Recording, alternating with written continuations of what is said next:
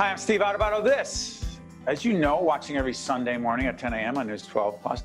This is Lessons in Leadership. Steve Adubato, Mary Gamba, and I don't know if the camera's got this right, Mary. What color exactly do you have on today? Is it this? I was trying to think about it because I knew you were going to ask me because I am going outside of my comfort zone, and I do like that we kind of match. But I would call this maybe fuchsia. I don't know. I'm just trying to switch it up a little bit. You kind of match my type. By the way, I want everyone to know Mary has a very considerable expense account for her clothes. I do not, because apparently I work for Mary. I'm trying to get that expense sure. account. You have some nice ties. I don't even want to hear it. Yeah, I got 4. I just keep rotating them. By the way, Mary, let's do this. Let's everyone know how Lessons in Leadership is made possible by our very generous sponsors. By the way, there are some new ones we want to plug. Definitely. We have 2 new ones that we're really excited about. So thanks first and foremost to the New Jersey Sharing Network. They just came on board. And thank you so much for that. You're doing important work. And then we have tissue donation. They are involved in organ and tissue donation. Just want to clarify that. They are involved in organ and tissue donation. And we can do a quick PSA. If you are not an organ and tissue donor, go on to NJ Sharing Network website and sign up today to become an organ and tissue donor. It's so important. Then we have Seton Hall University, another very, very new sponsor of ours, and the Bacino Leadership Institute really is in sync with what we're doing on the communication and leadership end. So we're really excited. And the institute, the Leadership Institute, is in fact at Seton Hall University. Yep, we had to make sure to say that as well. And then, of course, we have Gibbons Law Firm, we have Prager Metis, we have Valley Bank, the International Union of Operating Engineers, Local 825, and as we said, New Jersey Sharing Network and Seton Hall University. There's a lot of sponsors. I wonder why I'm not making more money on this show. That being said, hey, Mary, why don't you do this? I've been getting criticized by some for not giving you enough airtime and sucking up all the oxygen. Why don't you introduce our very special guest this morning? Definitely. I am very, very happy to do so. So today we have with us Renée Marino. She's not only a communication coach, but she also co-hosted with Tony Robbins and Dean Graziosi's first ever virtual World Summit. And we'll learn more about that today as well. And she has a even longer, extensive resume on Broadway and beyond. So we're pleased to be joined by Renée Marino. Renée, nice to see you today. Hi, you guys. I'm so happy to be here. Thank you for inviting me. It's great to, hey, Renée, I want to Mary, I like to throw a curveball. I usually have my baseball here. Here it is. Mary got the curveball, okay? Because I wanted to see how she pronounced Dean's last name. That's the only reason I did it. Was I close? Close. Yeah, you're in the neighborhood. Well, I love Steve often will throw it to me when he doesn't know how to pronounce a name, and that's how I know. Renée. And I'm humble. I don't care. I'll admit that I don't know how to pronounce it, but I'll definitely give it my best shot. What is Dean's last name? Dean Graziosi. There it is. Graziosi. Graziosi. What is this World Summit, Renée? So this was the first ever virtual World Summit, and it was this incredible event with trailblazers in the knowledge industry. So we had Pat Quinn, we had Pete Vargas, Tony Robbins himself, who he and Dean Graziosi hosted it, Dean Graziosi, Jamie Kern-Lima, who was the founder of It Cosmetics. We had Jenna Kutcher, so many more, and I had the honor of being the co-host for it. And it was so incredible, you guys, because it was on this virtual stage. It's a 360-degree arena where it's all Zoom screens. So we got to reach people truly all over the world. Right. So many different countries, and we got to just be inspired by these speakers and hear their stories. You know, Renée, what's so interesting is that, by the way, check out Steve Adubato, our website, steveadubato.org. That's one of our websites. For several past interviews with Renée. Renée, just a brief synopsis of, we met you through Jersey Boys, right? You started in Jersey Boys. Who was the director? He hadn't done much before that. What's his name? I think it's Clint Eastwood. That Clint Eastwood guy, right? You started. Steve, you can pronounce Clint Eastwood. That's good. You got that one. Yeah, Mary gets the. I'm not going to say that. There's in Italian. There's a word for names that are easy. You know, Metagon. Do you know that word? Metagon. There it is. Leave it alone. So it's not a curse word. So Renée, and then you were also do the Broadway thing you were doing last that we had you in for. Pretty Woman, the musical, and I created my workout series called Pretty Strong Women. So here's the deal. Renée is a communication coach. There are some who think, hey, Renée must have pivoted. She must have change what her career was to become a communication coach. Tell the real story. No, it's so funny. Mary and I were talking before we started filming, and you're exactly right, Steve. Most people think, oh, because of COVID and the shutdown, you pivoted and now you've become a communication coach. And it actually was quite the opposite. Once I finished Pretty Woman, I did my one-woman show in New York for the first time, which was incredible. And after that, I knew that I was ready for a shift, a change in my career. And while I was doing Pretty Woman, I began writing a book on communication. And I knew, it's like that guttural instinct, Steve, you know, that little voice that's like, yeah, you're ready for something else. And I knew that it had to do with communication. I didn't know exactly how or what. And then I took this incredible course that kind of gave me the structure of how to start my own business. And I just knew, I was like, this is it. I'm going to be a communication coach. This is what the voice has been telling me. And it's really just been wonderful. So it kind of just timed the same exact moment that the shutdown happened. I was already pivoting. You know, it's But Renee, interesting. Mary, go ahead. I was just going to say, Renee, I know that you didn't choose. Mary, go ahead. I know you didn't choose the career because of COVID, but it had to have really forced you to pivot, though, how you're doing the communication coaching, because I'm sure if I had to guess, you were doing a lot of it in person, and I'm sure a lot of the needs have changed. Can you talk a little bit about that in terms of what has changed now that we've gone to a virtual format? Yes. Well, this is the new normal, everyone. And I keep saying this to my clients, and every time I speak on camera, I talk about how so many people keep saying, I just can't wait till it goes back to normal. I can't wait. And I keep reminding everyone that we are starting a new normal, and this is it.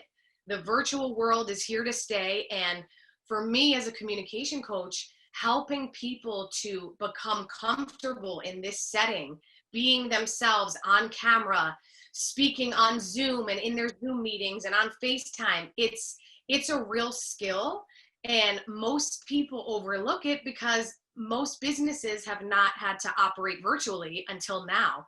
So for me, it's even made me pivot in my communication coaching, because now I'm really focusing on how to help people become comfortable and bring their authentic selves to the camera. So I'm really honored to be able to do it because I see such a need for it. And those clients that I'm helping really are making such shifts and such transformations, being able to be themselves. Yeah. You know, it's so interesting. As you talk about you doing this, and I've been a big fan of Renee's, and the first time I saw her in that movie, and our friends, by the way, at Fedway, it's a great company that introduced us to Renee a few years ago. It's interesting because, Renee, our work, Mary and I, 20 years ago, we started out, I mean, one of the columns I wrote, I believe, in the Star Ledger at the time, Mary, was called Your Communication Coach. And in my leadership coaching, so much of it is about communication. And here's the question and the point. Mary and I keep telling people, stop with the data dumps. Stop giving people so much information. And I was actually coaching a client yesterday remotely, and I told her, your job is not to show people how much you know. Your job is to connect with them with a clear message, with passion. She's like, but I have to explain to them. And I said, if you're explaining, you're losing. You say, Renee? I say that it's about listening to hear and not to respond. And so much of communication coaching is being able to be a true listener. And as you're saying, Steve, we're in this day and age where everyone, I believe, is just kind of talking over one another. And being a great communicator is so much about listening and also seeking to understand the person that you're speaking to, not to be understood. Mary? Oh, it's so funny as you were saying that. We get so caught up in our own mind and what we want to say, and so caught up with being right. I constantly struggle with my 15-year-old who hopefully is watching this. I'm sure you are, Joey, right now, where I always tell him, I said, you need to listen. You don't need to always be thinking of an argument to throw in there to put in your perspective. You need to make sure that you fully listen. How do you coach people on that? Because I think intrinsically as human beings, we are all very selfish, and I don't even mean that in a full negative way, but we do. We're there to protect ourselves. We're there to get our point out, and we want to feel relevant. How do you coach someone who literally just cannot get out of their own way? And how do you coach somebody to really become a really active and engaged listener? step one always goes back to the communication you have with yourself.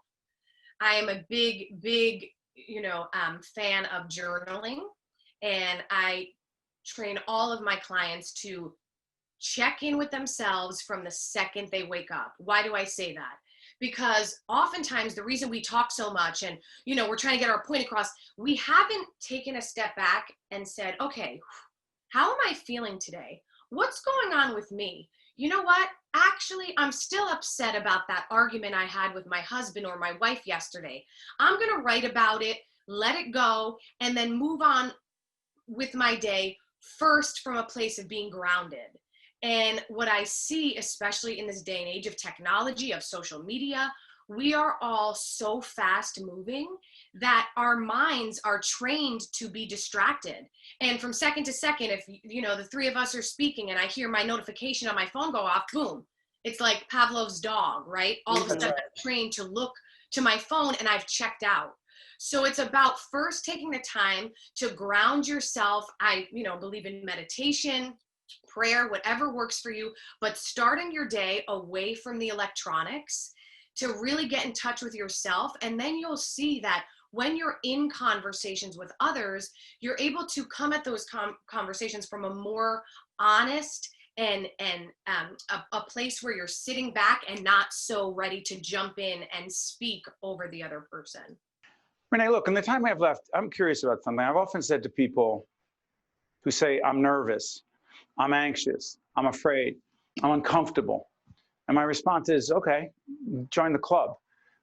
Renee, I'm sure, first time on stage, first time with Clint Eastwood in the movie, nervous. Tell people very succinctly and clearly how to deal with those nerves, because they exist for all of us, just in different ways. You are not alone. I want to tell you all of that first. That is most important. You are not alone.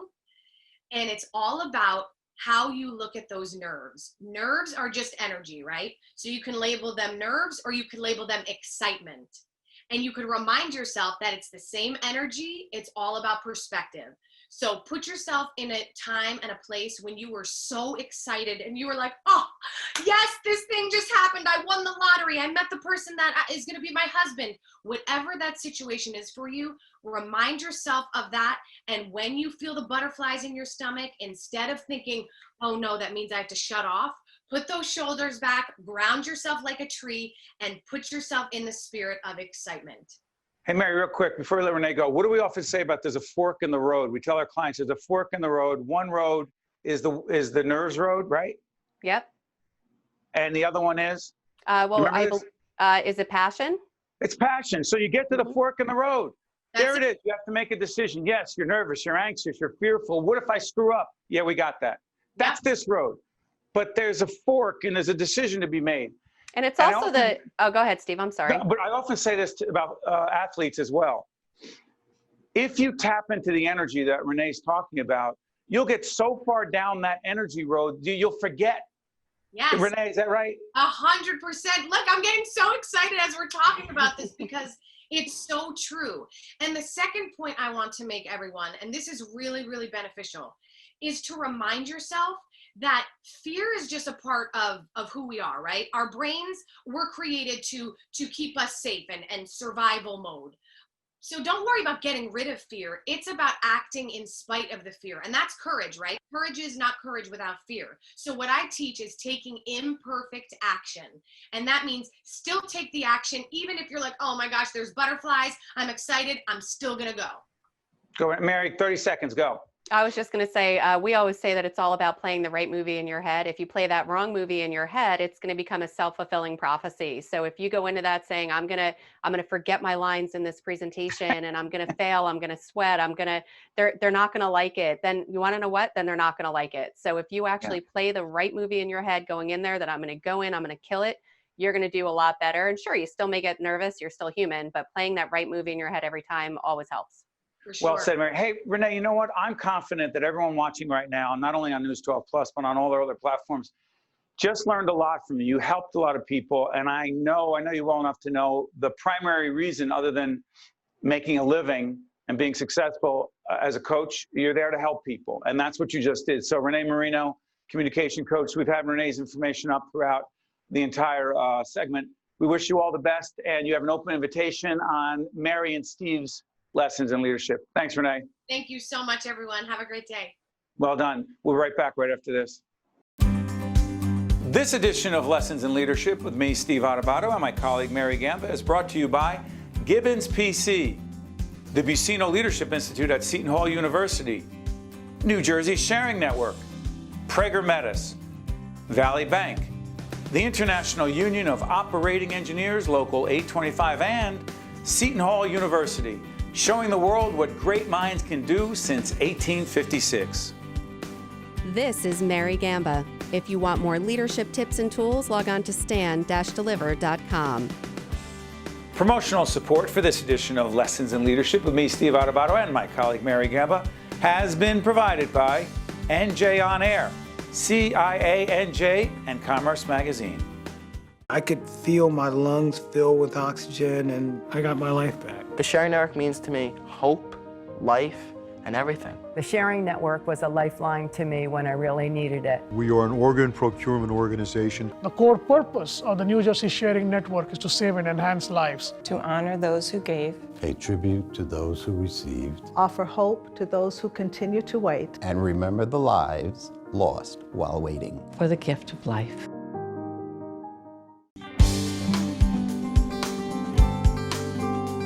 Welcome back to Lessons in Leadership with Steve and Mary. Hey, Mary, real quick, before we thank our sponsors again and let everyone know where we can be found, biggest takeaway for you from Renée Marino? Really to find your passion. If you find your passion, it won't only help you in your career and in your life, but it will also help you to really calm down those nerves in situations when you need to. So really find that passion is what I took away. Also, I'm interested, I'm sure you'll talk offline because your son, Joey, I don't want to say too much, is an actor. And Renee's background in acting, I'm sure that experience, the challenges, the opportunities, the excitement of being on stage is a big part of getting through that fear, right? Is that fair to say? I think it is. I think as long as you channel that excitement when you get on stage, as Joey always says, like he gets up there and he feels like he's home. Whereas now doing a lot of the theater virtually, it was a big, he had to really adapt and pivot along with his peers to just get more comfortable with being in this new format. Yeah, this is difficult. Hey, Mary, let's let everyone know where we are. Sure. So you can find us so many places. So right here on News 12 Plus, if you're watching us there, you can also find us on Best of NJ, NJ.com. NJBIA, NJ On Air, Spotify, and on CIANJ and Commerce Magazine's website as well. So pretty much everywhere. And also, if you want to follow us on Facebook, you can do so at Steve Adubato, PhD. That's ADUBATO, or on Twitter at Steve Adubato. Yeah, by the way, if you're watching us on Sunday mornings on News 12 Plus at 10 o'clock, right at 10:30 is Think Tank. Our public television program moved over to News 12 Plus. And I'm there with Nicole Swenerton, our senior producer of Think Tank. It's a great, thoughtful, why it's called Think Tank program, totally different from Lessons in Leadership. Mary, let's set up Believe, Eric LeGrand. We interviewed Eric LeGrand, an extraordinary young man from Rutgers. He's one on the radio broadcast team, Rutgers football, 10 years ago, almost to the day that we did this interview with Eric. Talk about leadership, talk about a positive attitude against Army. He was hit and paralyzed. His life changed dramatically. In this interview, what you're going to see from Eric LeGrand is really nothing Mary and I need to explain or describe. If one of the traits of being a great leader is having an incredibly positive attitude through the most difficult and challenging circumstances, then Eric LeGrand is the guy you want to listen to. Fair to say, Mary? Definitely. And he talks not only about his positive attitude and just really how he sees the world differently now, but he talks about being an entrepreneur and just constantly pivoting and adapting, especially in COVID. He is in a high risk category. So even just being stuck inside, he's turned that into an opportunity, and his attitude is just overwhelming. He needs no introduction, but I guarantee you stay tuned for just the next 10 or so minutes. You're going to learn an awful lot about leadership, but more importantly about life from the one and the only Eric LeGrand. Welcome back, folks. Steve Adubato with Eric LeGrand. By the way, Eric is dealing with allergies, so I just want to give you a heads up in case he coughs or whatever. They're really bothering you today, huh? I don't know what's going on. First off, it's 79 degrees outside. November. November. I thought the allergies were gone. Now all of a sudden I'm coughing. My eyes are watering. My nose. I'm like, I hear you. the heck? What else is gonna happen? You know? Hey, you told me you have a positive attitude no matter what. You're not gonna let the I allergies do. bother you. I'm not gonna let it. You see, I may be coughing a little bit, but I'm pushing through this. So speaking about pushing through COVID, the impact of COVID on you and your work. Go ahead. COVID has been a damper of 2020 for not only myself, but millions upon millions of people. And I had a lot of stuff planned for 2020. I'm not gonna lie. We were gonna try a huge campaign with the foundation to raise $1 million for my 10-year anniversary. We had a bunch of stuff planned to get there and do it. That had to be pushed away. I had multiple speaking engagements lined up for month after month after month. Couldn't do those, couldn't go there. So it definitely affected my pocket, in some sort of fashion. And then also some other events that I had, planned. But I will say, honestly, Steve, with COVID, it allowed me to take a step back and reflect. And honestly, I started getting into audiobooks, started reading it then. It's spin my mind in a positive direction, which I'm going to start talking to you guys about in a little bit. So I wouldn't let it just knock everything down. We'll do that because, again, this will be seen in 2021 as well. So I'm curious about this. For those who are, and there are a lot of folks, we have teenage boys who are like, I can't do this anymore. The remote thing is just killing me. And not just my kids, but millions of people across this country, people in our region watching this show who are saying, I just can't do this anymore. Give them a message. Talk to them, Eric LeGrand. This is not a task that we ask for. Stay disciplined. Stay hard. Don't only think about yourself. Think about the other people, because always remember this. No matter how bad your situation may be, not being able to go to school, not being able to go to work, not being able to do this, not being able to do that, there's always someone that has it worse than you. Remember that. I have only been out probably since March 11th, 10 to 15 times in all these months. So just imagine I'm stuck upstairs in my room because I have secondary complications because of spinal cord injuries. But I'm staying focused on the task, and I'm staying positive. I won't let COVID get to me. I'm being smart. I'm not going around a bunch of people. But other people, I know we have things that we have to do. We want to live our lives. I understand that. But we also have to look at the bigger picture here. If we can get through this and get it just out of our system, we'll be able to go back to that life again very soon. You just helped a lot of people. Hey, Eric, do this. I told you before, I'm a student of leadership. I've written about it. I teach it, coach it, make mistakes all the time as a leader. Our program, Lessons in Leadership, with my colleague, Mary Gamba, we look at it all the time. What would you say the keys to great leadership are? Keys to leadership is allowing to step back, formulate a plan around a situation, listen to opinions of the people that are closest to you, and then go execute those plans. Stuff is going to be thrown your way with this, that, this, now. How do I help these people? How do I help these other people over here? You have to take a step back, actually see what's going on, formulate that plan on how you can help each individual, then being able to make that decision and staying firm in that decision and executing that plan and leading by example. Not everyone is always, as in football, we always say, the loud hooping, rah, yelling and cheering. Some people just come in each and every day and they go to work and they stay consistent in their work each and every day. And people start to gravitate towards that and having a positive mindset to be able to lift up the people around you and inspire them. Hey, stay on sports for a second. I often say in my seminars on my coaching around leadership, I use football analogies. I say sometimes you have to call an audible. You have a play designed, you know it's going to work, but you look at the defense, it's set up differently. You're a sports analyst. By the way, let everybody know your credentials as a broadcaster, please. Yeah, I do the Rutgers football games. I'm on the air with Chris Carlin, Ray Lucas. I work with Big Ten Network, Sirius XM, and ESPN Radio. Just want to check that out. So, hey, ready? You got to call an audible because the defense is set up a certain way. You're not going to go with that play. What does that have to do with leadership? If I say you got to be agile, I call it strategically agile. You got to call an audible. What does that mean to you? Preparation. Setting up for all things that could be, all the possibilities of things that could happen. Yes, you may not sometimes be prepared for, they threw this at us. Got to hit this hard. Okay, how do we formulate a plan to attack against that? When you look at the defense, they come out there, they prepare too. They know your tendencies. They know what's going on. How do you shift? Okay, they want to do this. Watch me faking with this screen. Watch me faking with that. Preparation creates luck. People always say, "Oh, he got lucky." No, he was prepared. They were prepared. You were prepared for a certain situation, and that's how you got to look at it. And that includes technical things that go wrong, contingencies. But here's the problem, Eric. You can't figure out everything that can go wrong. So what do you do?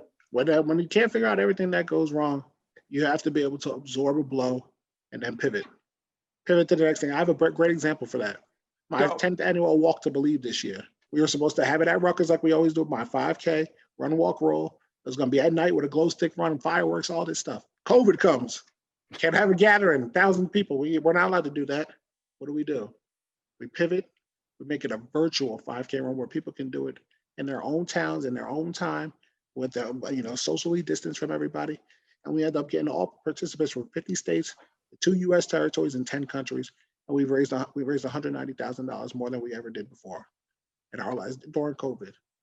Yes. You know what, Eric? If you don't mind, Eric, I'm writing a book on leadership and innovation in the age of COVID with my colleague Mary Gamba. Do you mind if we include something about that? I know you're not going to say no because you love publicity and branding. Absolutely, man. We did that, man. We did it still. I'm very happy. I'm very proud to see what we were doing. All in a month and a half time. Got 2 minutes left. Do the entrepreneurial stuff. You got a coffee shop? What are we talking about? So COVID allowed me to go into my entrepreneurship mindset, and in summer of 2020, I'm proud to announce that LeGrand Coffee House will be coming to my hometown of Woodbridge, New Jersey. And then the new year, starting in January/February, we're going to open up our own online shop and go national. So I got some good stuff brewing for you guys. I believe you're going to want to try. 85% of the world drinks coffee. Try some of this LeGrand coffee. It might change your life. You're always thinking, give me 30 seconds on Believe Park. My park in my hometown. Oh, man, it's just special. I grew up there as a kid, played so many sports, got in trouble there. It grew me into the person I am today. To have a park that is in my hometown named after me, the Eric LeGrand Believe Park, it's just something special. Okay, so here's the deal. You won the Jimmy V Award, for the great Jimmy Valvano for perseverance in 2012, the ESPY Awards. You've won every award. You're in the Hall of Fame, 2020 Rutgers Athletic Hall of Fame. What is left for Eric LeGrand to accomplish? 30 seconds, go. The biggest left for me to accomplish is getting back on my feet, walking again, and inspiring as many people as I can along the way. The job is still not done. Oh, the awards are great. The accolades are great. But until I'm up out of this wheelchair and the 5.6 million people that are dealing with some sort of paralysis have hope and belief that they can go back to live that able-bodied life, the job is not done. And you have no doubt, you believe that it's going to happen. I believe each and every day. We've come into 10 years I've been injured. Who knows what will be in the next 10 years, 20 years. It's going to be something special. Eric, I'm honored, even though we're remote, to have you with us, to once again be able to interview you, whether you're in person or remote on Zoom. You're not just a great interviewer, you're just an amazing human being, and you honor us by being with us. Wish you all the best, you and your mom and your family. Take care. You have an open invitation at any time. Thank you, Eric. I appreciate it, Steve. Thank you for having me. See you next time. This edition of Lessons in Leadership with me, Steve Adubato, and my colleague Mary Gamba is brought to you by Gibbons PC, the Buccino Leadership Institute at Seton Hall University, New Jersey Sharing Network, Prager Metis, Valley Bank, the International Union of Operating Engineers, Local 825, and Seton Hall University, showing the world what great minds can do since 1856. This is Mary Gamba. If you want more leadership tips and tools, log on to stand-deliver.com. Promotional support for this edition of Lessons in Leadership with me, Steve Adubato, and my colleague Mary Gamba has been provided by NJ On Air, CIANJ, and Commerce Magazine.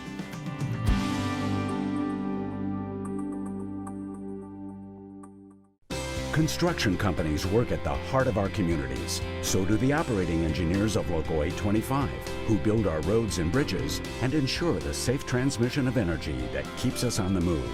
Local 825 works with contractors as partners in quality, safety, and training. Our achievements stand as monuments to collaboration that will last for generations. This message has been brought to you by the members of Operating Engineers Local 825. Better building begins here.